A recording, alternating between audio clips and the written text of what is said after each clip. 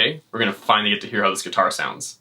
Last time we got it all taken apart, got it all cleaned up, made sure everything was good to go, and we're just waiting for some stuff to come in the mail. I got the tuning peg bushings in the mail, and yesterday finally got the bridge in the mail. This is like the key part, so when we get this on there we can actually put some strings on and plug it in and see what it sounds like. So let's get to it.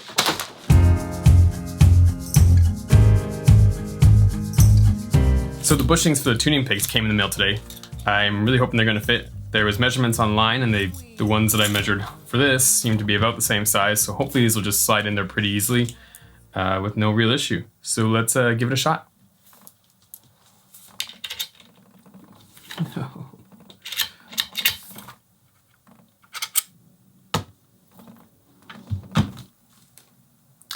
Well, that's a bust. I don't intend to try to do any woodworking on this guitar, so I guess I'll just have to find smaller bushings. Damn. Luckily these are like only 10 bucks, so not a huge waste of money.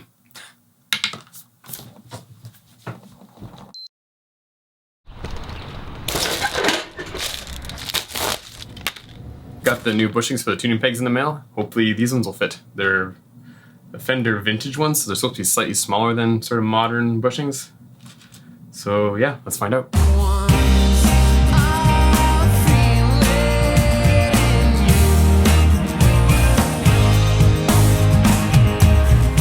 So it looks like they should fit, but I might have to take the tuning pegs out in order to get them into the holes here. Yeah, let's see if that'll work.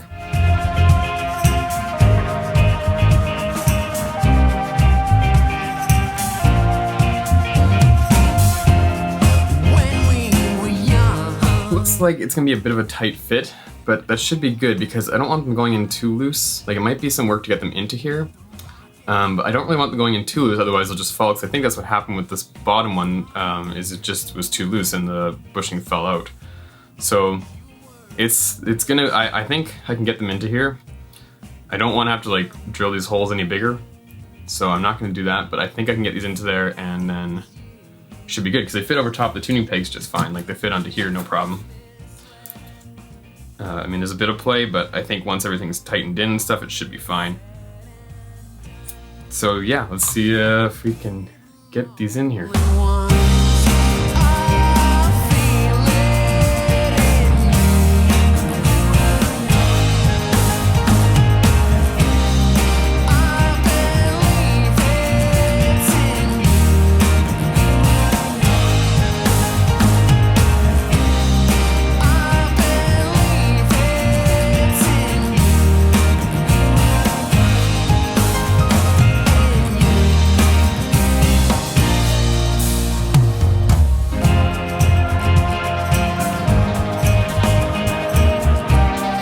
So I got all the bushings in for the tuning pegs.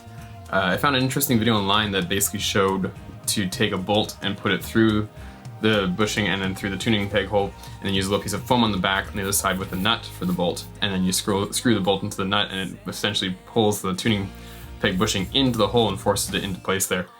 So that managed to get them all in, and I think they look great. And I think the chrome matches the rest of the hardware on the guitar, so I'm gonna put the tuning pegs back in and then put the rest of the guitar back together, and then we'll be waiting on the bridge.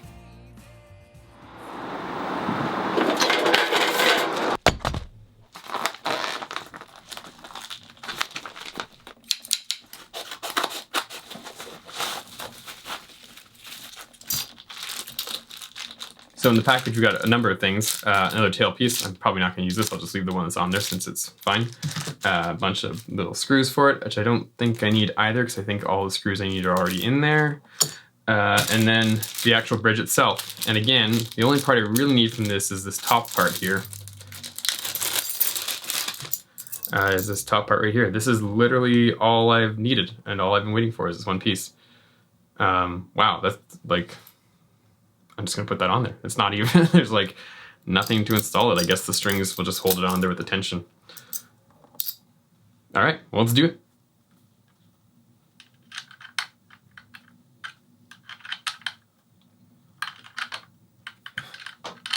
So I've run into a bit of an issue.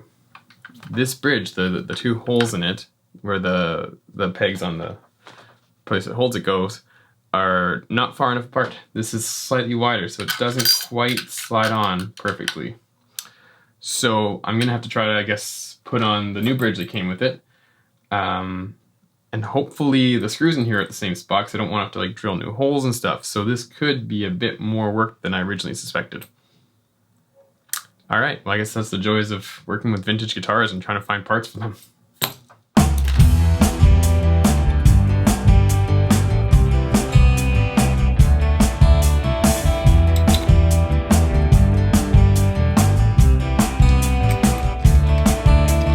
So it turns out with this new bridge, the holes for the screws are wider than what was already in the guitar. So I'm not totally sure what I'm going to do. I don't really want to drill a new hole because I don't want to just make the one hole a bit wider. So I might have to like use some wood filler or something and try to fill in the initial hole, let that dry, and then drill a new hole for the screw. Yeah, I'm going to try to figure this out.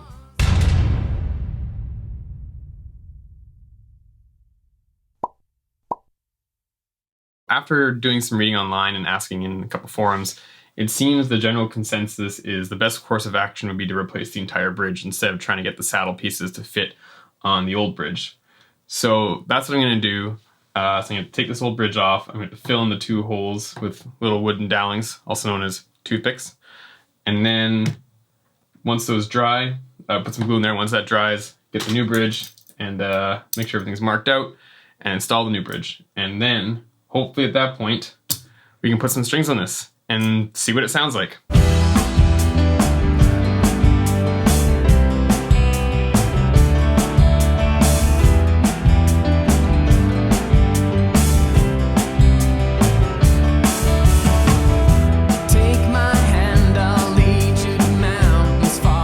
at the point now where I'm going to take this bridge off and fill in the holes. This is like the scariest part because I didn't want to have to do any woodworking with this guitar, but it looks like I'm going to. So, wish me luck.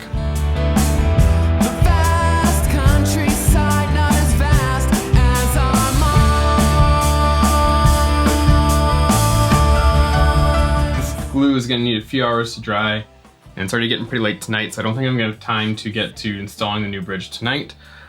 Plus, I want to make sure that it dries really well because I am going to be putting screws in like right almost where I filled the holes. So I don't want there to be any issues with like the screws coming out. So I'm going to let this dry overnight and probably till tomorrow evening. And then finally, we can get this bridge on and we can see what the guitar sounds like. Oh my God. All right, so it's been about 24 hours since I filled the screw holes from the previous bridge. So now all it's left to do is file down the little bits of wood that remain, and then we can install the new bridge.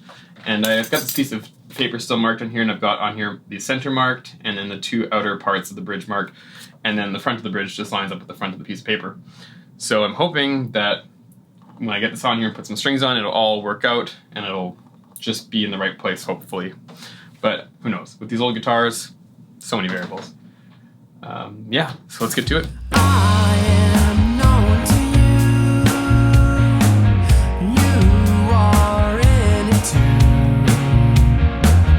It's in your face. I watch your eyes trace the spherical shape of the moon. That's it. We can put strings on it now. The only thing I'm maybe kind of worried about is there's a ground wire that needs to go in with one of the screws. And it's kind of hard to see as I was doing it, so I'm just hoping that that ground wire went in there. But I guess we'll find out when I plug it in, if it's noisy or not. But holy shit. Let's put some strings on it. Knowing and believing.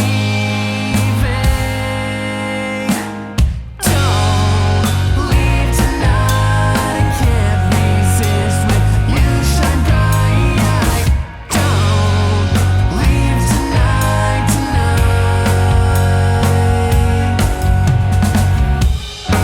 Finally got some strings on here.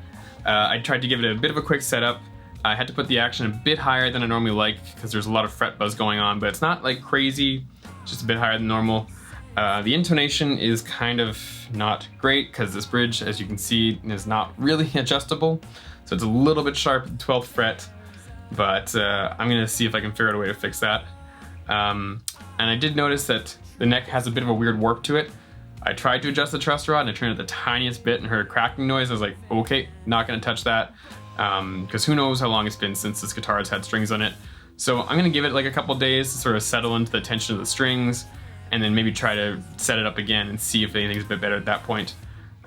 Or maybe if I just give up, we'll take it somewhere professional and get it done.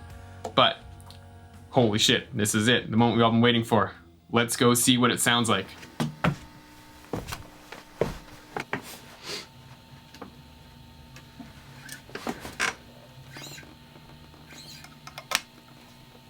All right, here we go. Wow, initial thought, a lot warmer than I thought it was gonna be. I was expecting a much more, a much thinner sort of strattier sound, but I guess with the middle pickup, it's a lot more beef to the tone. I really thought it'd be a much thinner sound. That's cool, that's neat.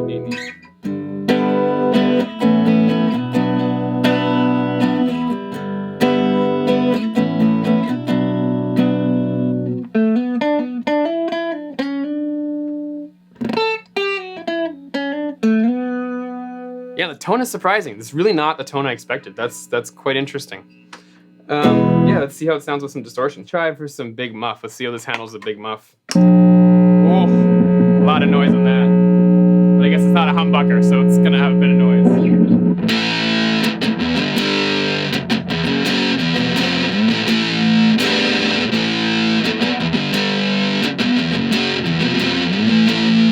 Sounds pretty good with some heavy distortion. I don't mind that actually. It's pretty sweet. The tone of this guitar is actually like way different than I thought it was gonna be.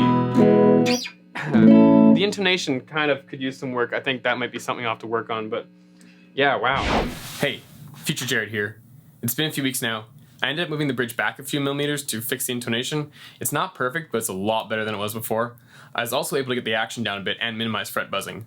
So all things considered, for a guitar that cost $30 in 1967, it's a lot more playable than it really should be. Anyways, let's get back to the testing. See how it handles this one.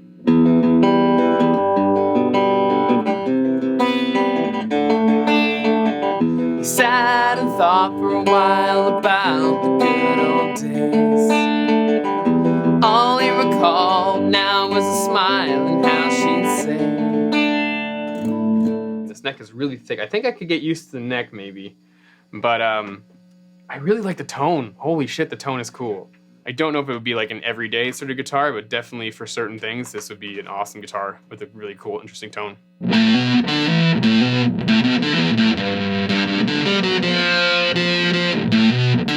Thanks for joining me on this adventure to bring the Silvertone back to life. If you guys like this video, let me know in the comments below. If you want to see more of this, maybe I'll scour the internet for some more cheap vintage guitars to restore. Otherwise though, hit that like button, hit subscribe, and we'll see you in the next one.